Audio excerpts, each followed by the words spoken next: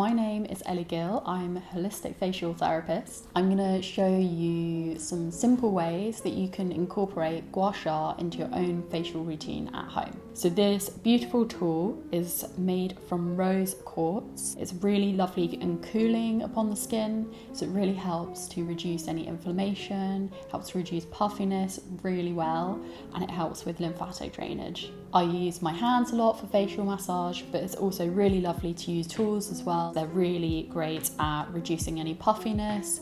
They help to boost circulation, and gua sha in particular is really great at helping to aid the lymph. This is a quick 5-step facial for you to easily do at home. So the first thing I do is just put a few drops of facial oil into my hands, massage it into the face.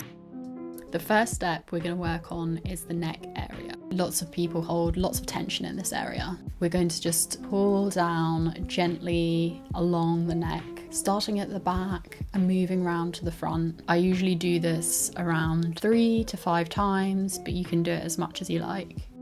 Step 2, we're going to move onto the jaw area.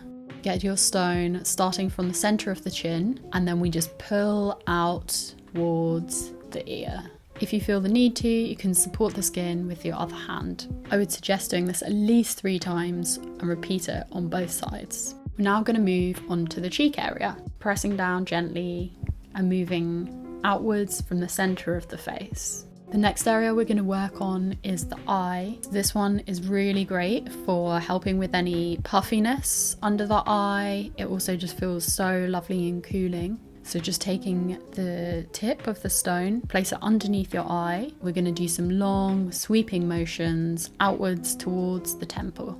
Just remember to be particularly gentle around this area. The skin is completely different. It's very thin around the eye. Whilst we're in this area, if you feel like it, you can do a little bit on your brows.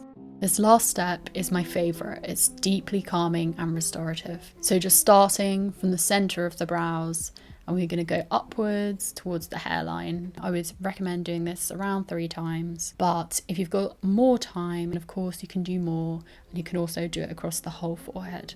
If you have any extra time, one last thing you can do, which is really nice, is just use the flat edge of the tool and just do some long sweeping motions for extra lift. And then you can use the V shape of the tool just on your jaw to work any areas of tension even more. I hope you've enjoyed watching this video, and I hope it's given you a few ideas of how you can use gua sha yourself at home. I hope you enjoy using your beautiful tool as well.